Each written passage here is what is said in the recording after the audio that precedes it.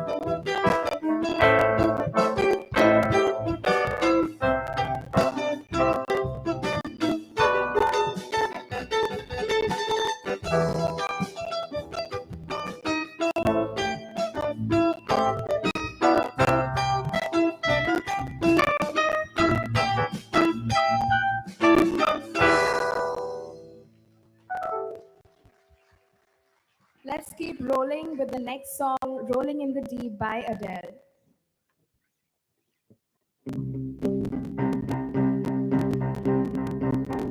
There's a fire starting in my heart, reaching a fever pitch and it's bringing me out the dark. Finally, I can see you crystal clear. Go ahead and tell me how I lay your ship there.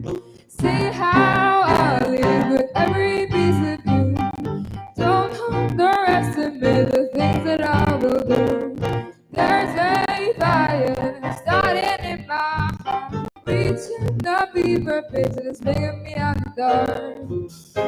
The scars of your love remind me of us. They keep me thinking that we almost had it all. The scars of your love, they leave me breathless. I can't help feeling we could let it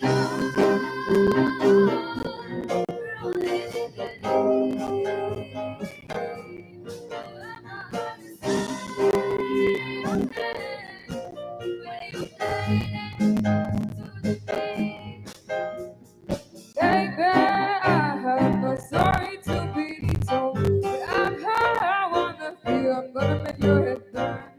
Think of me in the depths of your despair. Making it home down there as my sure won't be shared. The scars of your love, they leave me breathless. I can't help thinking that we almost had it all. The scars of your love, they leave me breathless. I can't help feeling we could have had it all. Rolling in the deep. You have a heart to say, but you played it to the beat. We could have had it all. Rolling in the deep. You have a heart to say, but you played it to the beat. Throw your soul through every open door. Count your blessings and find what you look for. Turn my sorrow into treasure and gold. Take me back in time and replace what you sow. We could have had it all.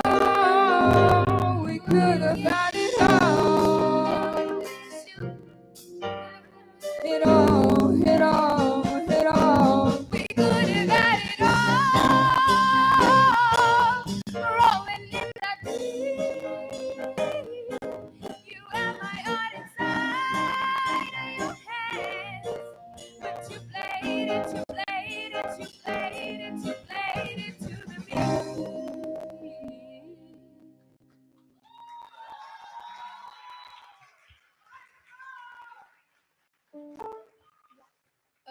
It's time to change up the groove.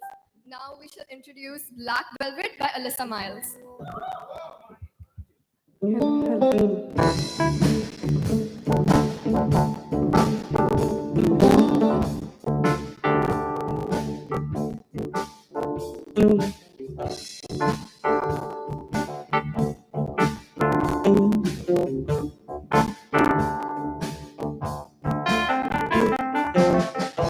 Mississippi in the middle of a dry spell. Jimmy Rogers on the big shoulder pie. Mama's dancing with a baby on her shoulder.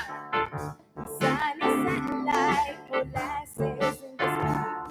The boy can sing you out of everything. Always wanting more. He'll leave you longing for. Black velvet and that little boy smile. Black velvet and that soul southern style. A new religion that'll bring you to your knees. Black velvet.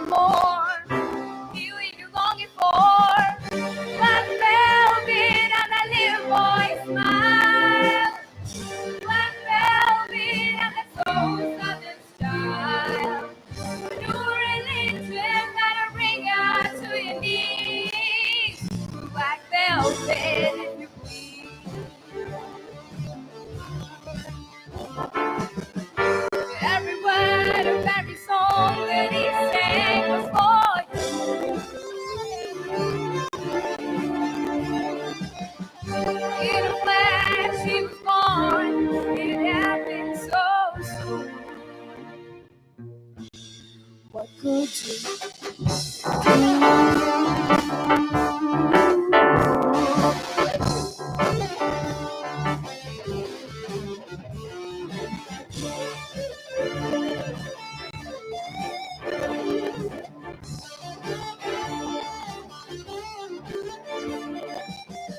Black velvet and that little boy smile.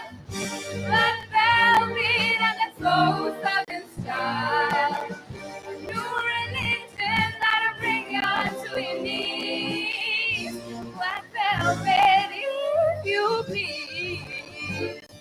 Black velvet and that little boy smile.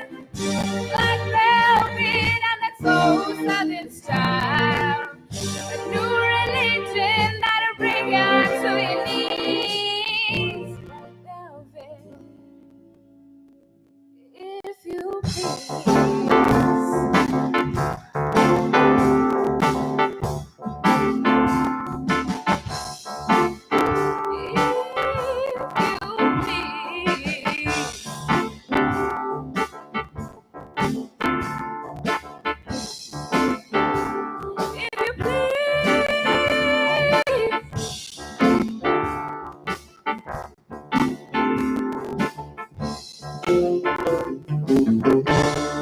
Thank you.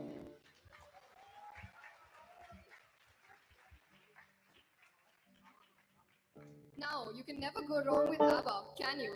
We now present to you Mamma Mia.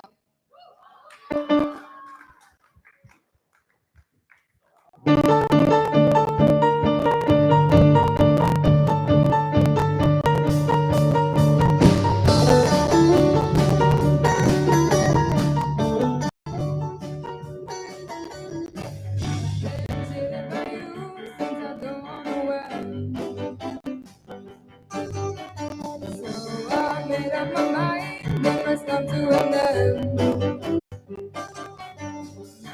Now, will I ever learn? I don't know how, but I suddenly lose control. There's a fire within my soul. Just one look and I feel it. One more look and I forget everything. Whoa, Mamma Mia, here I go again. Mama, how can I resist you?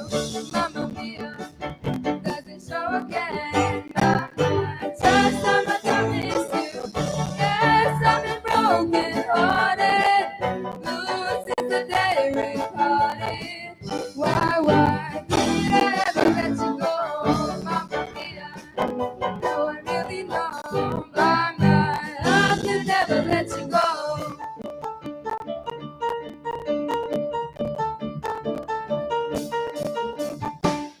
And every time, all the things that you do. Get out all the times that I told you were through. When you go, and you stop the door, you know that you won't need to wait too long. You know that I'm not that strong. Just one look and I can hear it. One more look and I forget it. Oh, Mamma Mia, here I go again. Mama, how can I resist you? Mamma Mia, does it show again? Mama, just how much I miss you. Yes, I've been broken hearted. Blue since the day we parted. Why did I ever let you go? Mamma Mia, even if I say bye-bye, maybe now or never. Mamma Mia, it's a game we play. Bye-bye, doesn't be forever. Mamma Mia, here I go again. Mama, how can I resist you? Mamma Mia, does it show again? Mama, just how much I miss you.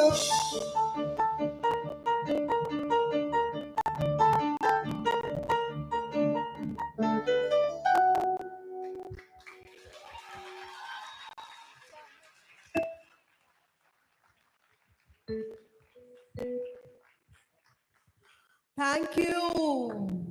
Brilliant. And we leave on this very high note. Your host.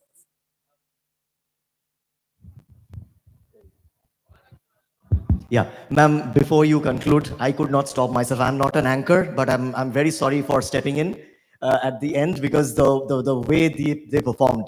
It's called THS Junior Band, but no way they were juniors, for sure. So being another music teacher of this school, I could not just resist myself coming up on stage to congratulate them. The way they sang, it was out and out a professional performance. Thank you. Hats off to you. Yeah. So I would like to just introduce our superstars. Of course, of course. He's last but never the least. But then to begin with, we have Myra, Twarita, Shivangi, Sanvi, the vocalists. You rocked. You just rocked. Not a single note was here and there. My goodness, brilliant. Thank you. We have Sneha playing the bass. Hardly we could see her. Sneha, can you please come in front? We have got a wonderful girl bass player. Wonderful. We have this junior champ. He's our champ. Siddhant Mukherjee. He's becoming such a pro pianist now in school. He's just in class 7 now. So thank you, Siddhant. Ranak, please come. You are the least visible rock star. Please come and stand right in the middle. He was always there because the drums is always playing at the background. Thank you, Ranak. And of course, sir, please take a bow. The master trainer in our school, Firoz Akhtar. All the kids are trained by him. We keep seeing how hard he works throughout the day in the music room. It's always music is coming, free period, off period, music class, every time there is practice going on. And children love going to his rooms. Thank you so much, sir. Thank you. Thank you, children. And once again, I'm sorry for stepping in, but I just could not. Absolutely not, sir. It was required. I mean, they had to be introduced. Brilliant performance. Once again, children, thanks a lot. Thank you so much. You made our day. So we end this evening on this high note. Wishing you a very happy new year in advance. Ladies and gentlemen, your hosts for the evening signing off. Thank you very much for being such a wonderful audience. Thank you. Thank you, everybody.